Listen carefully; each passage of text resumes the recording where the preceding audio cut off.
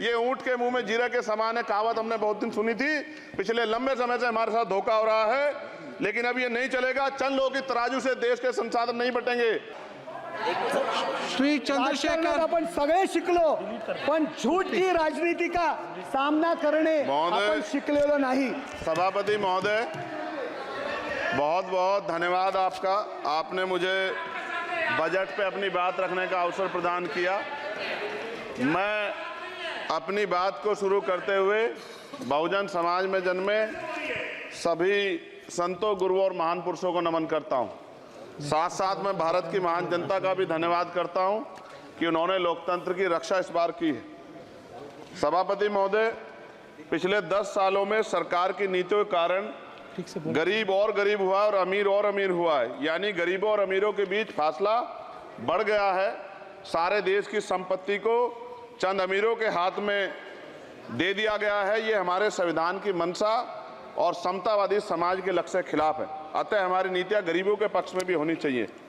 जातिगत जनगणना, SC ST OBC यानी कि जो बहुजन समाज के लिए आज जीवन मरण का प्रश्न है, इसके बारे में कोई बात बजट में नहीं की गई है।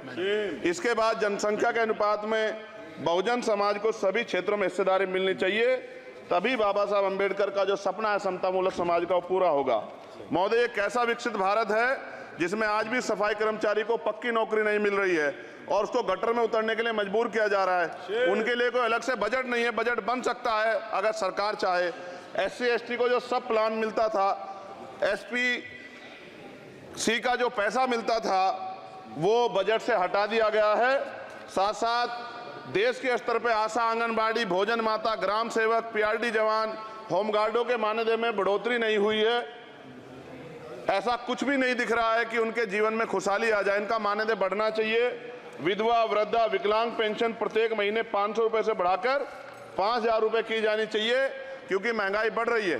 देश में प्रधानमंत्री जन कल्याण योजना के तहत SC ST OBC और मुस्लिम को कितने घर दिए गए, इसका कोई आंकड़ा सरकार के पास नहीं है।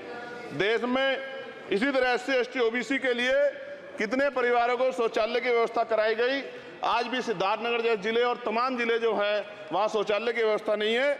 इस पर ध्यान देना चाहिए। देश भर में SC ST OBC के जो रिक्त पद पड़े हुए हैं, बैकलॉग भरना चाहिए।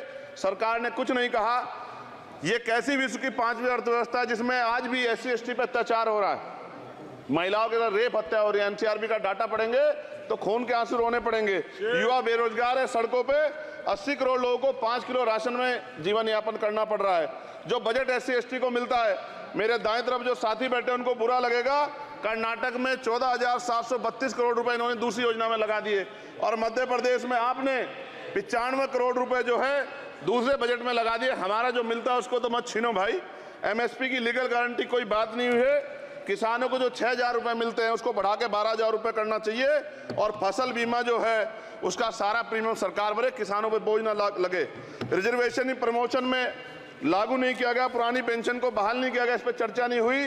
देश में मनरेगा समय न्यूनतम मजदूरी की दर 700 रुपए होनी चाहिए। समान काम समान वेतन पॉलिसी लागू होनी चाहिए।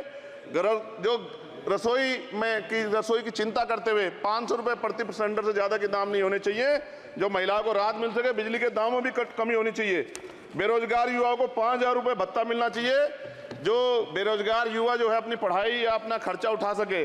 मैं अपने क्षेत्र के विषय में महोदय आपसे कहना चाहता हूं कि पश्चिम यूपी में नगीना में एक एम्स बनना चाहिए, एक IIT बननी चाहिए, एक IIM बनना चाहिए।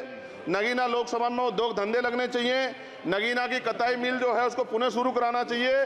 RRTC जो योजना है सरकार की, उसको मेरठ से आगे बढ़ाकर मुजफ्फरनगर, सहारनपुर से नजीबाबाद, नगीना होते हुए उसको नगीना तक ले जाना चाहिए। साथ साथ नजीबाबाद से मुंबई के लिए एक ट्रेन चलनी चाहिए और नगीना, श्योरा, किरतपुर में रेलवे के ओवरब्रिज बनने चाहिए।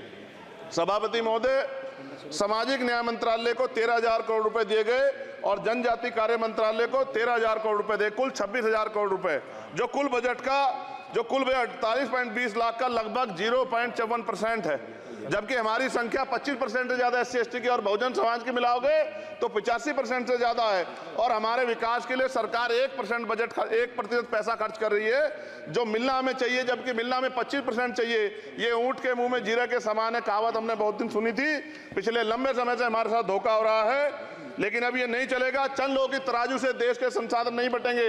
इस देश का बहुजन समाज बर्दाश्त नहीं करेगा। संसाधन का बंटवारा संख्या के आधार पे होगा।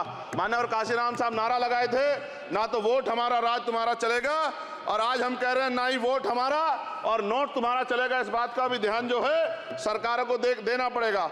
आपके माध्यम से सरकार से मेरी एक मांग है, सरकार इस योजना का लाभ भी अपने आप ले ले, श्रेय भी ले ले कि 1 लाख रुपए सालाना बहुजन समाज के अत्यंत गरीब परिवारों को दे। 10 लाख करोड़ रुपए खर्च होंगे, लेकिन इस 1 लाख रुपए की योजना से एक झटके से एक परिवार गरीबी की रेखा से ऊपर आएगा और इनके बच्चों को कुपोषण खत्म होगा, अच्छी शिक्षा मिलेगी, महिलाओं को सम्मानजनक जीवन मिलेगा और इससे वास्तव में सबका साथ सबका विकास का नारा सार्थक होगा।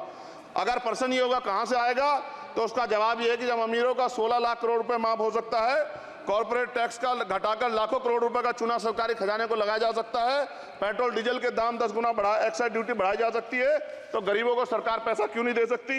महोदय, समय आ गया है, अब निजी क्षेत्रों में आरक्षण की व्यवस्था होनी चाहिए। SC ST OBC को निजी क्षेत्रों में आरक्षण मिलना चाहिए। और मेरी आपसे ये भी मांग है, क्योंकि अब समय की मांग है और देश तेजी से आगे बढ़ रहा है, तो मैं कहूंगा कि सरकार का जो सबका साथ सबका विकास का नारा लगभग वो असत्य महसूस होता है, क्योंकि अल्पसंख्यकों में मुसलमानों, जैनों, सिखों, बुद्धिस्टों के लिए कुछ दिख नहीं रहा, उनकी कल्याण कोई योजना नहीं है। मदरसों को जो बजट मिलता था वो कम कर दिया गया है। आर्थिक तंगी से लोग मर रहे हैं। इंटर्नशिप की बात हुई है, परमानेंट रोजगार नहीं है। और दिल्ली में क्या हुआ बच्चों के साथ कल, उनकी सुरक्षा की जिम्मेदारी क्या है? वो आए तो बनने थे IAS IPS और बन क्या गए, लाशें बन के गए। यहाँ से कोई ध्यान नहीं दे रहा है, किसी की नजर नहीं है। साथ साथ मैं आपसे ये भी आग्रह करूंगा कि हम ग्रामीण क्षेत्रों से आए लोग देश से बड़ा प्रेम करते हैं और हम ये महसूस करते हैं कि सरकारें हमें सुनेंगी, सरकारें हमारे बारे में सोचेंगी। लेकिन ऐसा महसूस हो जाता है आज़ादी के 75 साल बाद, और जिसको अमृत काल कहा जा रहा है, आज भी SC ST OBC के लोगों पर अत्याचार हो रहा है। अभी 2 दिन पहले गोली से उड़ा दिया गया गाजियाबाद में, और राजस्थान में गर्दन काट दी गई। ये घटनाएं देख कर डर लगता है, घर से निकलते हुए भी कि आने घर वापस लौटेंगे नहीं लौटेंगे। तो मेरा सरकार से आग्रह है, अगर आज़ादी के 75 साल बाद भी हमारी हत्या हो रही है, तो हमारी मां को भी दर्द हुआ होगा जब उसने हमें पैदा किया हो। हमारी बहनों को भी हमारे खोने का दर्द होता होगा। कैसी कानून व्यवस्था है आपकी?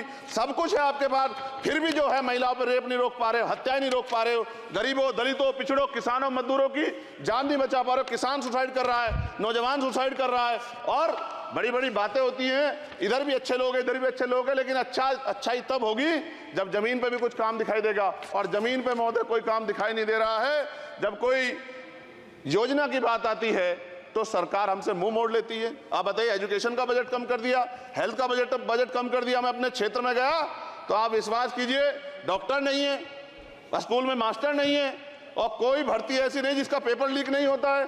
तो देश किस तरफ जा रहा है और इसमें नौजवानों का भविष्य क्या है, उसके बारे में हमें चिंता करनी चाहिए। और अंत में अपनी बात को खत्म करते हुए मेरा आपसे आग्रह और आपके माध्यम सरकार से आग्रह है कि यहाँ बाहर बाबा साहब अम्बेडकर की मूर्ति लगी हुई थी एक, वो करोड़ों लोगों की आस्था से जुड़ा विषय है, और आप विश्वास करो इतना गुस्सा है उसको लेके।